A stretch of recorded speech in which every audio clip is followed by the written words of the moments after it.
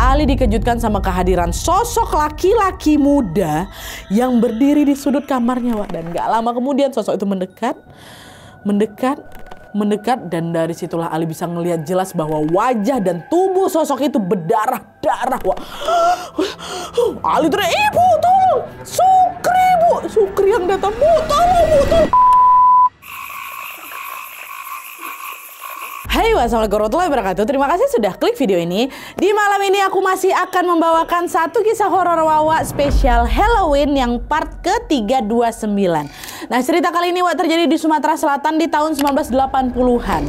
Kisah ini gak cuma tentang pengalaman horor aja, Wak, tapi juga tentang cerita persahabatan pamannya Wawa yang sangat-sangat menyentuh hati kali, Wak. Dimana pada tahun itu pamannya Wawa ini punya 4 orang sahabat yang dari kecil, Wak. Dari kecil mereka ini kemana-mana selalu bersama-sama. Hubungan mereka ini dekat kali, bahkan katanya mereka ini sampai mengucapkan janji untuk terus sahabatan sehidup semati. Tapi seiring berjalannya waktu, salah satu dari mereka mengalami kejadian tragis sampai-sampai harus kehilangan nyawanya. Sejak saat itulah pamannya Wawa dan juga teman-temannya yang masih hidup ini diteror dengan kejadian-kejadian mistis. Mulai dari dengar suara-suara yang aneh, mimpiin sahabatnya yang sudah meninggal ini, didatangin sama sosok arwah laki-laki muda, sampai bikin mereka mengalami sakit misterius. Semua kejadian ini diduga berkaitan sama arwah temannya yang pengen nagih janji nyawa. Nah, penasaran dengan kisah selengkapnya? Jadi tanpa berlama-lama kita langsung masuk aja ke ceritanya ya.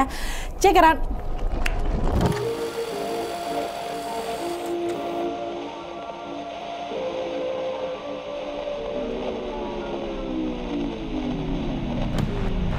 Oke, Wak, jadi kisah ini dikirim sama Wak kita yang bernama Maya dari Depok. Halo Kak Maya. Nah, kisah ini dialami langsung oleh pamannya Maya dan juga teman-teman pamannya di tahun 1980-an, Wak. Paman Maya ini namanya Ali.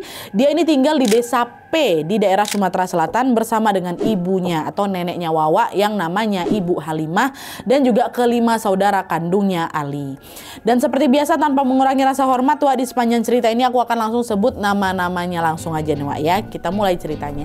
Jadi ceritanya di desa P ini, Wak, Ali ini punya 4 orang sahabat yang rumahnya saling berdekatan. 4 sahabat ini adalah Sukri, Yanto, Rusli, dan Joni. Mereka semua seumuran ya. Dan di antara mereka berempat ini, Wak, rumah Ali ini paling dekat sama Joni. Cuman sebelahan aja betul-betul rumah mereka ini. Sedangkan macam Sukri, Yanto, sama Rusli ini agak nyebar, tapi masih dalam satu desa. Sejak kecil Ali sama sahabatnya ini kemana-mana selalu sama-sama, Wak. Mereka selalu main sama-sama, berangkat pulang sekolah ini juga sama-sama. Dan FYI dari SD sampai SMA mereka ini satu sekolah, Wak. Jadi pas jam istirahat di sekolah pun mereka juga selalu nongkrong bersama-sama. Pokoknya di mana ada Ali pasti di situ ada Sukri, Yanto, Rusli, sama Joni, selalu kayak gitu. Nah, karena sering kemana-mana itu bersama, Wak, mereka sampai dijuluki kembar 5 sama warga setempat. Saking udah dekatnya kali mereka. Keluarga mereka pun udah dekat kali, Wak. Masing-masing orang tua mereka sudah menganggap mereka ini macam anak-anak mereka sendiri. Jadi kalau misalnya lagi main atau ngumpul di salah satu rumah mereka, orang tua mereka pasti akan selalu menyambut dengan hangat. Mereka disediain lah itu makanan, snack-snack, bahkan juga sering disuruh nginep sama-sama tuh di situ. Nah, dari kelima rumah mereka, Wak, Ali sama kawan-kawannya ini paling suka nginep di rumahnya Sukri. Kenapa? Gara-gara keluarga Sukri ini adalah salah satu orang terkaya di desa P. Makanya setiap kali mereka main ke sana, Ali sama kawan-kawannya itu selalu dapat jamuan-jamuan yang enak-enak kali. Rumahnya juga bagus, rumahnya juga sangat nyaman. Tapi juga meskipun berasal dari keluarga kaya, Wak, Sukri ini orangnya nggak sombong. Dia itu dikenal sopan juga sama warga, suka menolong dan dermawan. Jadi kalau misalnya ada temannya atau warga yang kesulitan ekonomi, pasti bantu sama dia, Wak. Bahkan biaya sekolah paman aku tuh, nah dia biaya sekolahnya Ali juga dibantu sama keluarga Sukri loh, Wak. Nggak cuman itu aja, pernah juga suatu hari waktu kelas 3 SMA nih, Sukri ini kan dibelikan motor sama orang tuanya kan. Dan FYI di tahun itu hanya orang-orang kaya aja yang bisa beli motor tuh. Jadi motor ini macam udah barang yang mewah kali lah di tahun itu. Nah, habis dibeliin motor, Sukri ini sering, Wak, nebengin Ali dan juga yang lainnya kalau mau pergi ke tempat yang jauh. Dia juga nggak keberatan tuh kalau sahabat-sahabatnya mau pinjam motornya itu. Pokoknya Sukri ini tuh tipikal teman yang kalau dia beli barang bagus, Wak, atau dia punya sesuatu yang baru lah, itu pasti sahabatnya ini harus nyobain juga gitu. Semua itu dia lakukan ya karena dia memang setulus itu temenan sama Ali, Yanto, Rusli, dan juga Joni. Sukri ini nggak mau kehilangan mereka, Wak. Bagi Sukri mereka itu udah kayak saudara kandung sendiri gitu loh. Bahkan saking nggak maunya kehilangan mereka berempat, Wak, pernah suatu hari waktu lagi nginep di rumahnya si Joni, Sukri ini tiba-tiba nyeletuk, "Weh, kalian pengen nggak janji satu hal sama aku? Katanya. Ali nyaut, janji apa Wak? Gitu. Aku pengen kita janji lah. Kita harus janji bakal terus bareng-bareng kapanpun dan kemanapun kita pergi katanya. Gak usah kok suruh janji pun, kita udah selalu bareng-bareng kok, kata si Ali. Iya sih aku tahu. Tapi kan masa depan gak ada yang tahu weh. Jadi aku pengennya kita ngucapin janjinya itu biar keingat terus sampai kita tua nanti. Ngucapin langsung. Bilang apa? Kata salah satu di antara mereka. Gampang, aku bakal ngucapin janjinya, kalian tinggal jawab aja gitu. Oke, katanya. Udah setuju lah ini Ali sama kawan-kawan yang lain kan. Nah, abis itu Wak Sukri ini pun nyuruh teman-temannya macam duduk melingkar gitu. Dan di situ Sukri bilang, janji yo, kita bakal sahabatan sehidup semati. Kawan-kawan yang lain nganggu, iyo Wak, janji. Pokoknya kita ini bakal jadi sahabat sehidup semati. Empat-empatnya ngomong kayak gitu. Nah dengar jawaban itu Sukri jadi senyum-senyum gitu Wak. Tenang lah gitu macam kan. Karena selama ini walaupun dia dekat kali sama sahabat-sahabatnya ini, Sukri itu tetap takut gitu loh kalau sewaktu-waktu sahabatnya ini bakal ninggalin dia. Nah dengan ngucapin janji itu seolah-olah Sukri ini jadi lebih lega dan jadi lebih yakin lah gitu kalau persahabatan mereka ini bakal terus ada selamanya. Dah, beberapa hari setelah ngucapin janji itu, Wak, Sukri ini izin ke kawan-kawannya. Wak, hari ini aku nggak bisa ikut ngumpul ya, mau ada acara di rumah saudara katanya. Nah, rumah saudaranya Sukri ini Wak ada di luar kota, jadi dia berangkat ke sana, naik motornya itulah. Tapi sebelum pergi, Sukri ini bilang, besok sore aku udah balik kok Wak, kita ketemuan di rumah Joni kayak biasa ya, kata gitu. Habis bilang kayak gitu, Sukri pun berangkat lah ini ke rumah saudaranya ada di luar kota.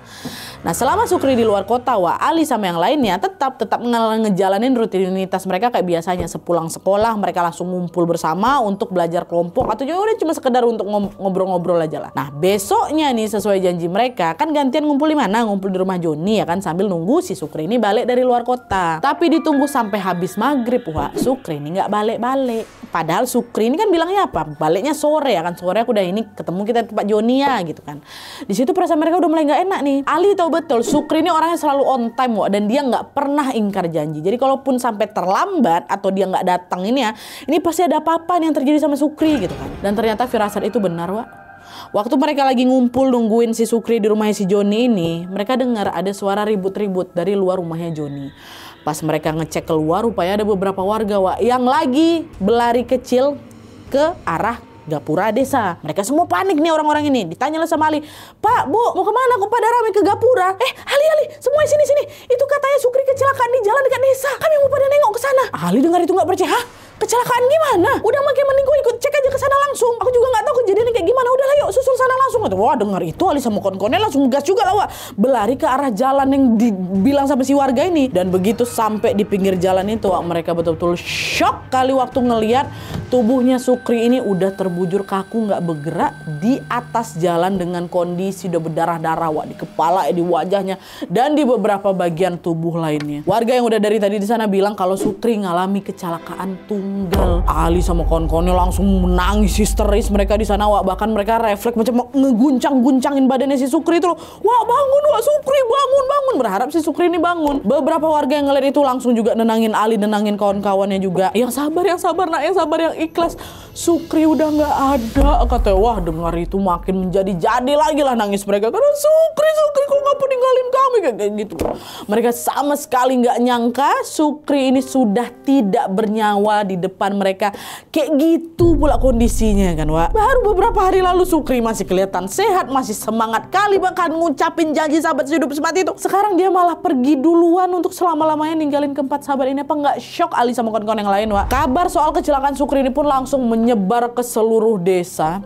Dan sama seperti Ali dan kawan-kawannya, semua warga juga ngerasa sangat kehilangan Sukri Wak. Karena memang kan semasa hidupnya Sukri ini dikenal baik kali kan, dikenal dermawan kali juga kan orangnya, suka nolong warga kan. Alhasil pemakaman Sukri pun diiringi banyak kali penziarah kata paman aku Nadia. Nah udahlah nih kan, meninggal Sukri di situ. Setelah pemakaman selesai, Ali, Rusli, Yanto dan Joni pun bantu-bantu juga menyempatkan bantu-bantu acara tahlilan di rumah Sukri. Dan habis itu mereka baliklah ke rumah masing-masing dengan perasaan yang masih sangat sedih. Bahkan saking sedihnya Wak ya, mereka berempat sepakat untuk udah kita nggak usah ngumpul bareng dulu sementara waktu. Bukan karena hubungan mereka meregang Wak, tapi karena kalau nanti kita kumpul kita pasti bakal keinget sama Sukri lagi. Jadi selama berhari-hari ke depan Wak, mereka berempat lebih banyak menghabiskan waktu sendirian, waktu sendiri mengurung diri di rumah masing-masing. Mereka cuman ketemuan kalau misalnya ada hal-hal penting aja kayak gitu. Tapi siapa sangka waktu lagi dirundung duka yang mendalam inilah Ali sama kawan-kawannya justru mulai ngalami berbagai kejadian aneh yang bikin beberapa di antara mereka sampai sakit parah. Dan kejadian itu diduga berkaitan sama almarhum Sukri. Kejadian apa? Masuk.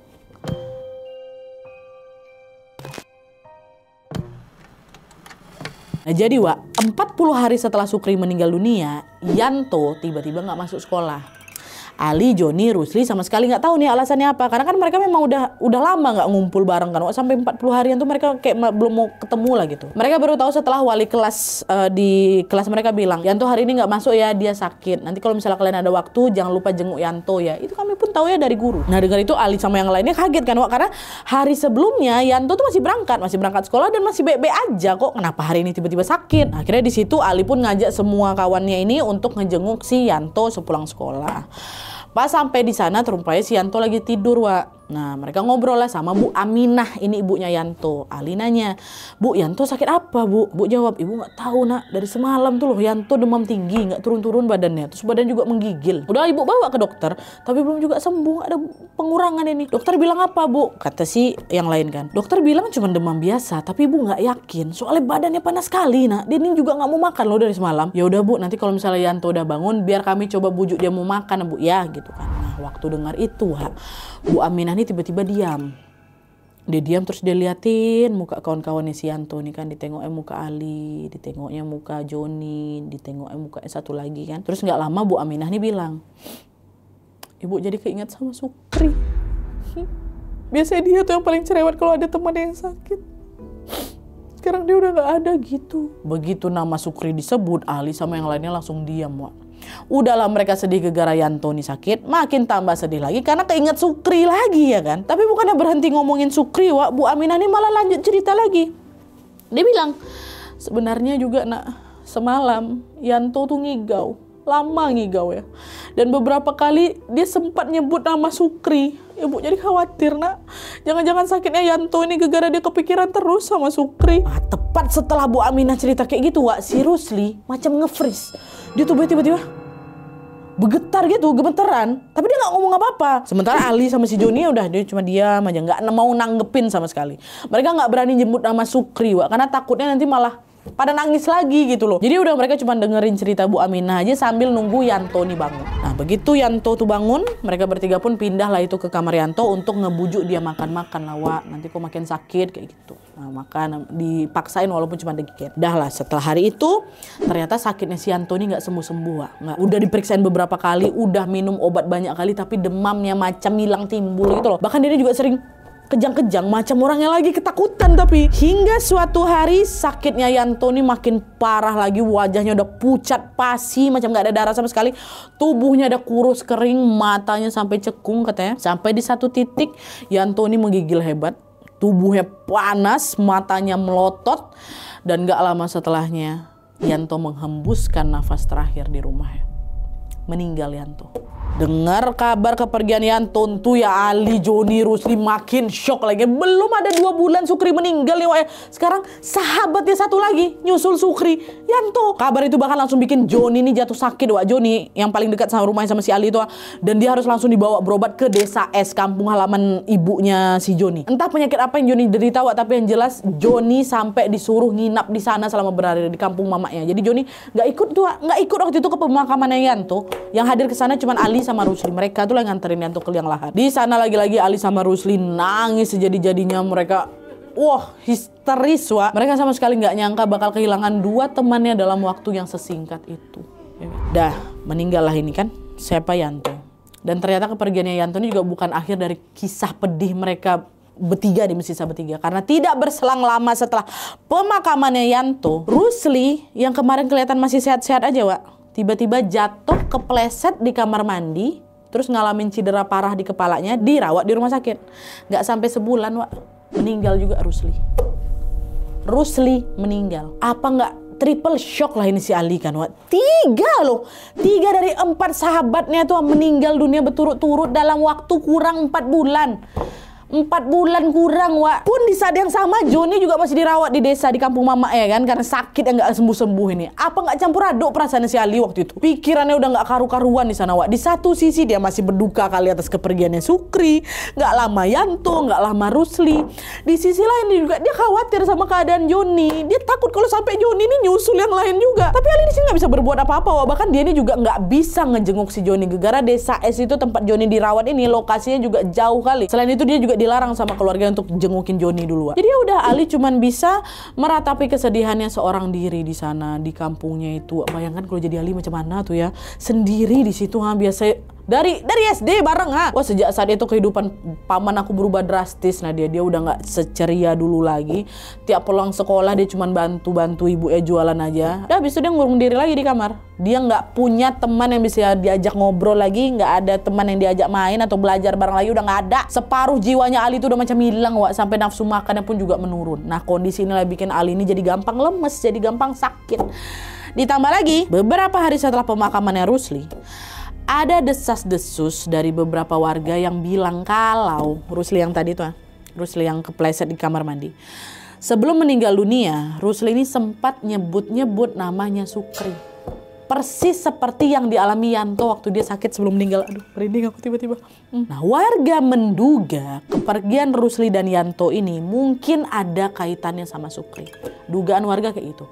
Dari situ Ali apa nggak makin kepikiran, aduh, jangan-jangan Sukri ini memang datang untuk ngejemput Yanto sama Rusli kali ya. Ali mikir kayak gitu gara-gara dia teringat sama cerita Bu Aminah. Bu Aminah mama Yanto tuh loh, soal Yanto yang sering ngigau terus nyebut namanya Sukri waktu lagi sakit. Ali makin overthinking, Wak, di sini. Ini apa abis ini Sukri bakal ngejemput aku sama Joni juga apa ya? Tapi kenapa dia ngelakuin itu? Kita kan sahabatan. Di situ Ali udah mulai dihantui yang merasa takut, Wak, dan ketakutan itu juga sampai kebawa di mimpinya dia. Jadi pada suatu malam si Ali ini mimpi, Wak. Dia mimpi lagi nongkrong sama ketiga sahabatnya. Ada siapa? Joni, Yanto, sama Rusli. Si Sukri nggak ada. Dan di mimpi itu, Wak, di mimpi itu waktu mereka lagi nongkrong, mereka dilihatkan penampakan Sukri yang lagi kecelakaan dengan kondisi berdarah-darah. Dilihatin kayak gitu. Dan gak lama setelahnya Ali dengar si Sukri ini manggil-manggil nama mereka berempat. Rusli, Joni, Ali, Yanto, Rusli. Diulang-ulangnya terus, Wak. Nah Sukri nyebut nama mereka ini berulang-ulang kali sambil ngerintih kesakitan. Dan gak lama setelah dia sebut nama Ali, dia sebut nama Ali lagi, Wak. Ali langsung kebangun dari mimpinya. Wah, tubuhnya udah gemeteran, seolah-olah apa yang dia lihat dan dia dengar di mimpi itu macam nyata kali. Suara rintihan Sukri itu betul-betul macam menyayat hati, dan waktu manggil nama teman-temannya seolah-olah Sukri ini pengen ngajak mereka berempat untuk pergi bareng dia tuh loh, Wak. Dan sejak mimpi itu Ali mulai ngerasain hal-hal aneh di sekitarnya, Wak.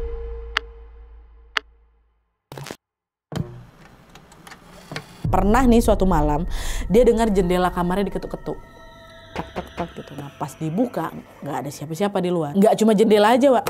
Ali sama keluarganya juga sering mendengar ada yang ngetok pintu rumah mereka malam-malam. Dan waktu dicek nggak ada siapa-siapa di rumah, nggak ada siapapun di luar itu. Dan hal itu terjadi berulang kali sampai puncaknya suatu malam Ali ini kebangun lagi gara-gara dia dengar suara ketukan jendela. Tapi yang kali ini baru aja si Ali ini buka mata, belum lagi dia berangkat ke jendela itu, baru buka matanya, Ali dikejutkan sama kehadiran sosok laki-laki muda yang berdiri di sudut kamarnya, Wak. Sosok tuh diam aja. Dia diam aja, dan kalau dilihat-lihat postur tubuhnya tuh mirip sama Sukri, mirip. Dan gak lama kemudian sosok itu mendekat,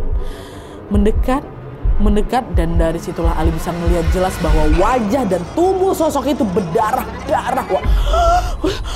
Ali teriak, "Ibu, tolong! Sukri, Bu! Sukri yang datang, Bu! Tolong, Bu! Tolong!" Dengar teriakan itu Bu Halimah, mamanya Ali, sama Suri, kakaknya langsung itu kan kebangun, bergegas masuk ke kamar si Ali. Ada apa, Dek? Ada apa, Dek? Ngapa, Dek? Ngapa, Dek? Tapi Ali nggak jawab, Wak. Dia malah ngeringkuk itu ketakutan di atas kasur, ke sebelah.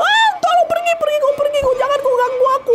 Pergi kau, Sukri," kata. Bu Halimah sama Suri bingung di situ. Di kamar nggak ada siapa-siapa. Di situ Bu Halimah pun mencoba untuk menenangkan Ali. Istighfar, nak istighfar. Nggak ada Sukri di sini. Sukri udah tenang di alam sana. Istighfar, nak istighfar. Enggak, Bu. Tadi aku nengok Sukri, Bu. Dia ada di situ tadi, Bu. Kasihan dia, Bu. Dia berdarah-darah, Bu. Kasihan dia. Tapi Ali juga nggak mau ikut sama dia. Enggak, Ali. Jangan ngomong kayak gitu. Kamu tuh cuma mimpi. Yang tenang, istighfar, nak istighfar. Kamu nggak akan dibawa dia. Bu Halimah terus lah itu kan nenangin Ali. Sementara Suri kakak bantu dia untuk baca-baca doa. Mereka berdua terus di sana ngejagain Ali sampai Ali bisa tertidur. Setelah Ali tidur, Bu Halimah ngobrol sama si Suri. Nah, di situ Bu Halimah bilang, "Nah, Ibu jadi khawatir lah. Itu jangan-jangan rumor kalau Sukri ini ngedatengin kawan-kawannya betulan, nak. Ibu takut kalau Sukri ngebawa Ali pergi juga. Ini loh, kemarin Ibu coba mengesampingkan Yanto mungkin kan. Ini habis itu Rusli, ini Joni lagi sakit juga, nak. Mereka kan bersahabatan berlima. Ibu takut nanti Ali pula ini bawa lagi, nak. Suri juga takut, Bu. Apa besok kita tanya aja ke Bu Aminah sama Bu Risma, yuk, Bu, yuk. Ini ibunya Yanti sama Rusli, Wak. Awalnya Bu Halimah ragu. Karena sejak awal Bu Halimah tuh nggak pernah mau nanya-nanya sama Bu Aminah dan Bu Risma, Wak. Karena kan nggak mau bikin mereka makin sedih, ya kan. Tapi karena takut Ali ini juga kenapa-napa, Bu Halimah pun barulah itu setuju. Jadi besoknya nih, Bu Halimah sama Suri pun langsung pergi ke rumahnya Bu Aminah dan juga Bu Risma. Nah, di sanalah Bu Halimah cerita apa yang dialami sama Ali.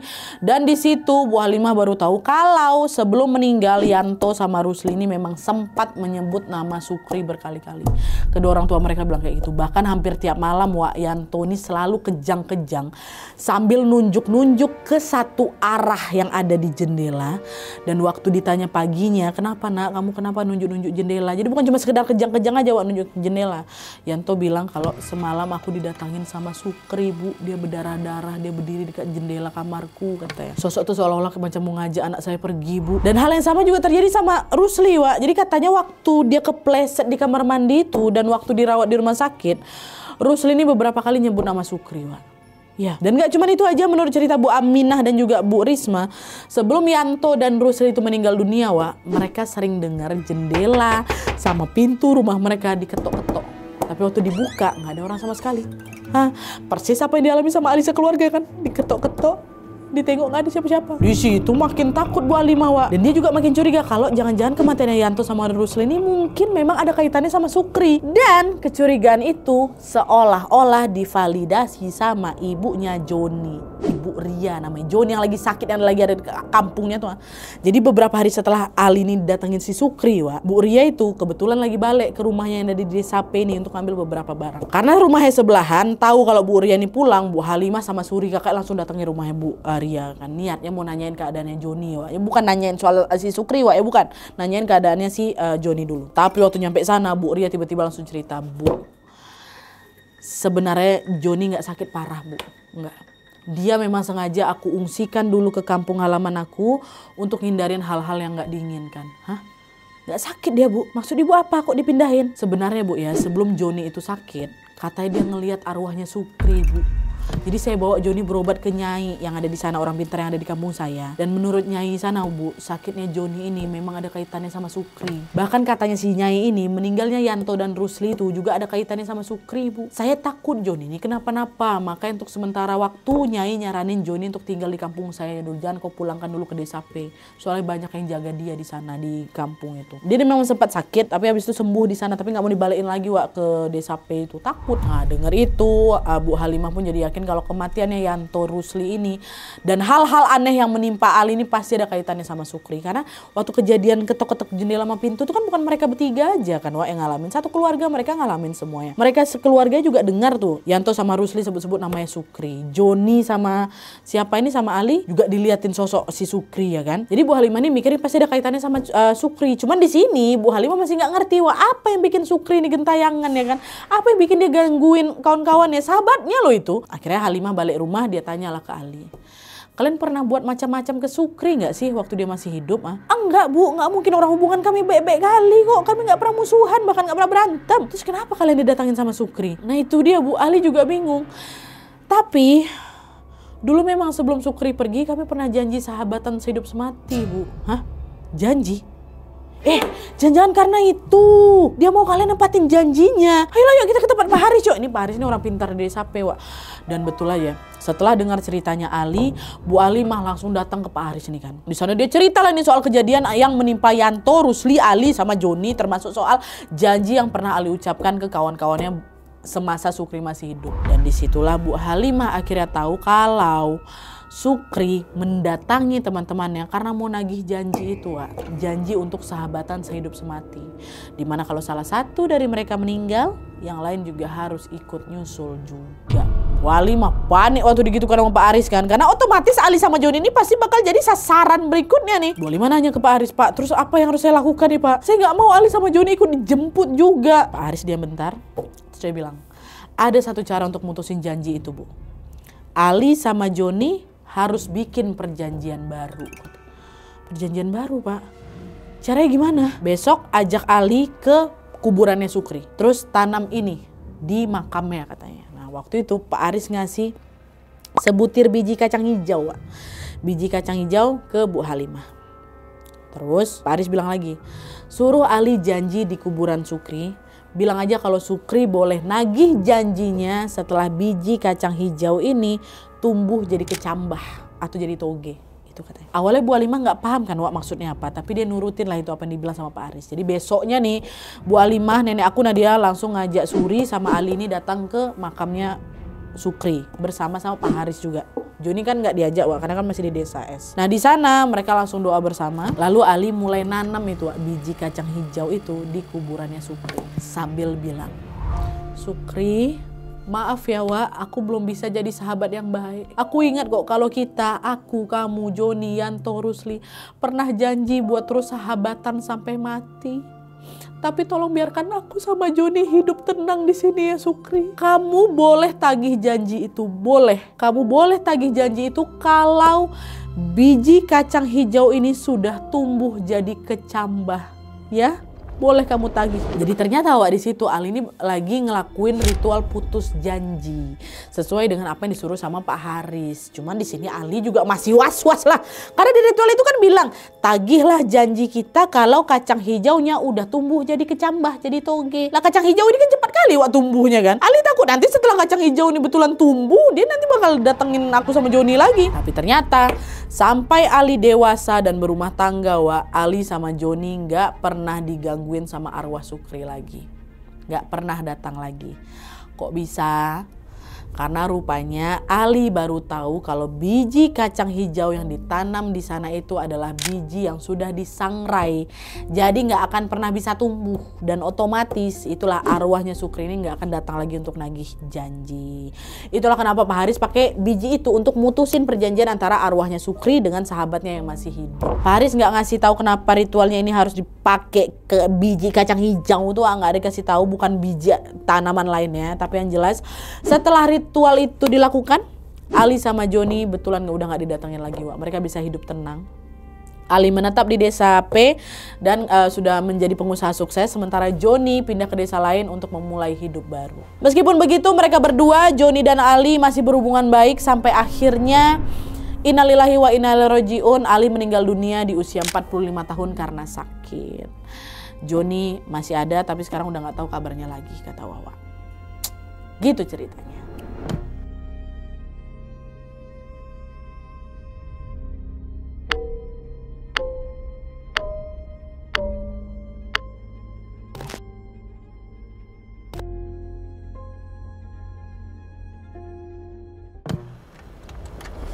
Oke Wak, jadi itu tadi pengalaman horor dan juga kisah menyedihkan yang dialami Ali dan juga sahabatnya.